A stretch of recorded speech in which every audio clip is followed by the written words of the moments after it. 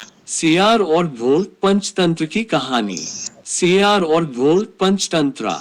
एक बार एक जंगल के निकट दो राजाओं के बीच घोर युद्ध हुआ। एक जीता दूसरा हारा। सेनाएं अपने नगरों को लौट गईं।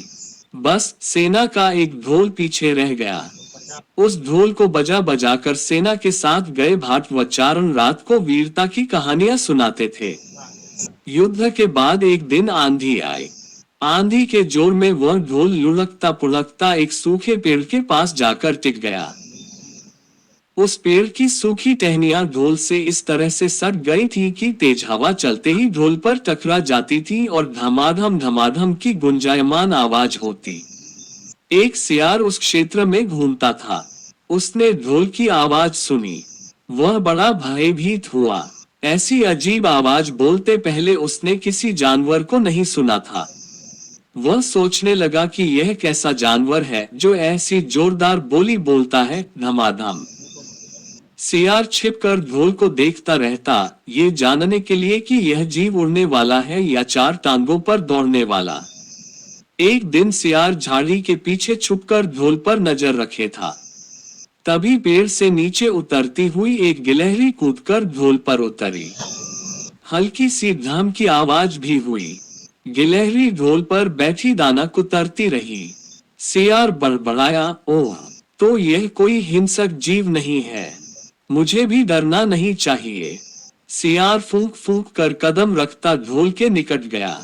उसे सूंघा। ढोल का उसे न कहीं सिर नजर आया और न पैर। तभी हवा के झोंके से टहनियां ढोल से टकराई। धम की आवाज हुई और सियार उछलकर पीछे जा गिरा। अब समझ आया। सियार उठने की कोशिश करता हुआ बोला, ये तो बाहर का खोल है। जीव इस खोल के अंदर है। आवाज बता रही है कि जो कोई जीव इस खोल के भीतर रहता है, वह मोटा ताजा होना चाहिए, चर्बी से भरा शरीर, तभी ये धम धम की जोरदार बोली बोलता है।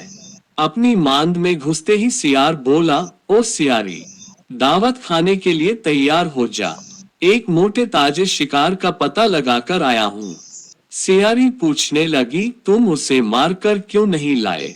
सियार ने उसे झिड़की दी, क्योंकि मैं तेरी तरह मूर्ख नहीं हूँ। वह एक खोल के भीतर छिपा बैठा है। खोल ऐसा है कि उसमें दो तरफ सूखी चमड़ी के दरवाजे हैं। मैं एक तरफ से हाथ डाल उसे पकड़ने की कोशिश करता तो वह दूसरे दरवाजे से न भाग जाता। चांद निकलने पर दोनों ढोल की ओर गए। जब वे निकट पहुंच ही रहे थे कि फिर हवा से टहनियां ढोल पर टकराई और धम धम की आवाज निकली। सियार सियारी के कान में बोला, सुनी उसकी आवाज? जरा सोच, जिसकी आवाज ऐसी गहरी है, वह खुद कितना मोटा ताजा होगा।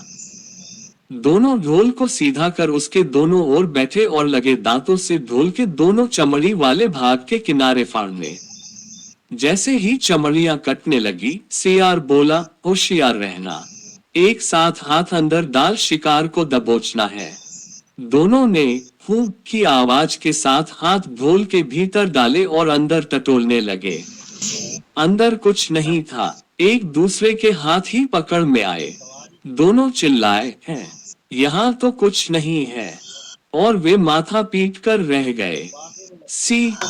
बड़ी बड़ी शेखी मारने वाले लोग भी ढोल की तरह ही अंदर से खोखले होते हैं। ये कहानी सुनने के बाद पिंगलक ने कहा, भाई, मैं क्या करूं? जब मेरा पूरा परिवार और सभी साथी भयभीत होकर भागने पर तुले हैं, तो अकेला मैं ही कैसे धैर्य से रह सकता हूँ? दमनक ने कहा, इसमें आपके सेवकों का क्या दोष है? जैसा मालिक करेगा वैसा ही सेवक करेंगे। तो भी आप तब तक यहाँ ठहरिए जब तक मैं उस आवाज के विषय में ठीक ठीक पता न लगा लूं।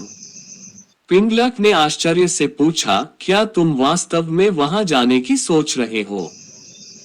दमनक ने जवाब दिया, स्वामी की आज्ञा से तो योग्य सेवक कोई भी काम कर सकता है, चाहे उसे सांप के मुंह में हाथ डालना पड़े या समुद्र ही पार करना पड़े। राजाओं को चाहिए कि ऐसे ही सेवक को सदा अपने निकट रखें। पिंगलक ने कहा, अगर ऐसी बात है तो जाओ, भद्र, तुम्हारा मार्ग मंगलमय हो। दमनक उसको प्रणाम करके आवाज की दिशा में चल पड़ा। पिंगलक को पछतावा होने लगा कि मैंने बेकार ही दमनक की बातों में आकर उसे अपने मन का भेद बता दिया।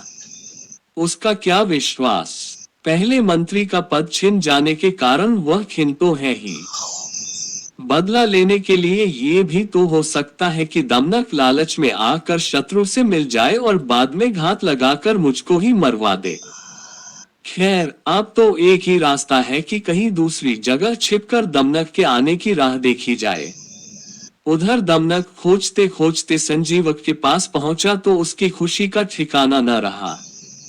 जिसके डर से सिंह की जान निकल रही थी, वह तो यह मामूली सा बैल है। दमनक इस स्थिति से लाभ उठाने की सोचने लगा, अब तो इस बैल से संधि या ये विग्रह कुछ भी करके पिंगलक को सहज ही अपने वश में किया जा सकता है। यही सोचता सोचता वह लौटकर पिंगलक के पास पहुंचा। पिंगलक उसे आते देख संभल कर बैठ गया। दमनक ने पिंगलक को प्रणाम किया।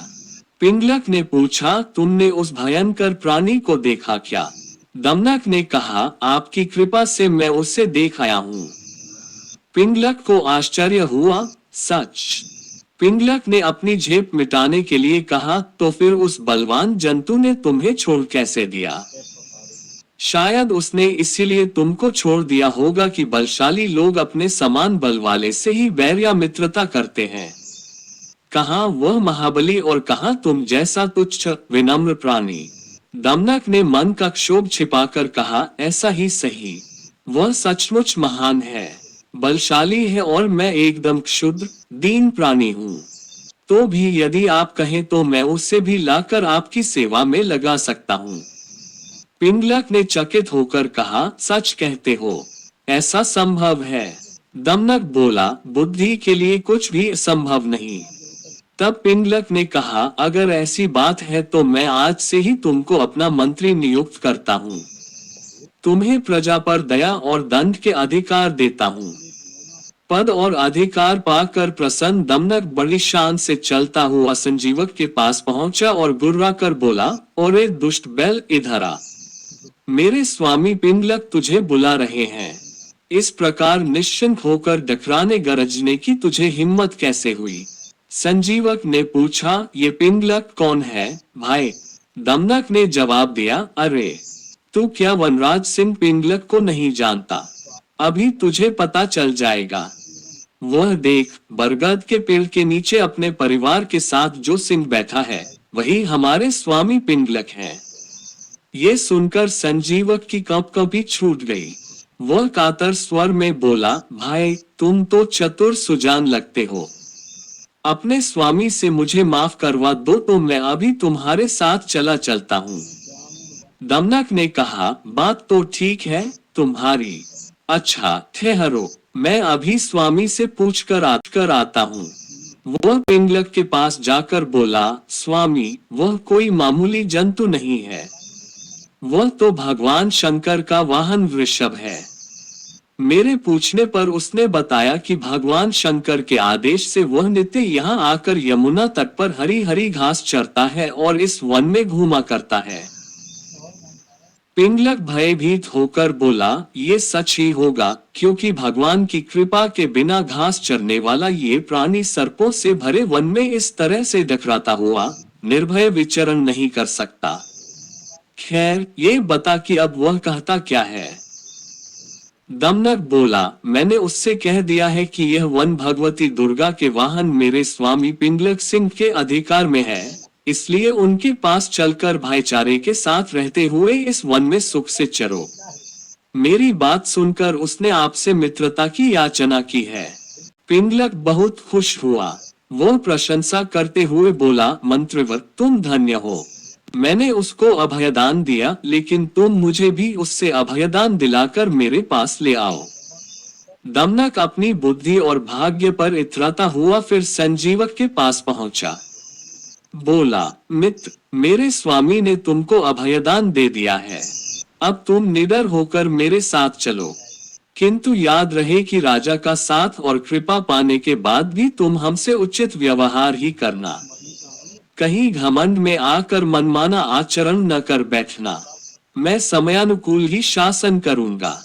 मंत्री के पद पर तुम्हारे रहने से हम दोनों को राज्य लक्ष्मी का सुख मिलेगा। जो व्यक्ति अहंकार के कारण उत्तम, मध्यम और अधम व्यक्तियों का उचित सम्मान नहीं करते, वे राजा का सम्मान पाने के बाद भी दंतिल की तरह दुख भोगते हैं। संजीवक ने पूछा, ये दंतिल कौन था?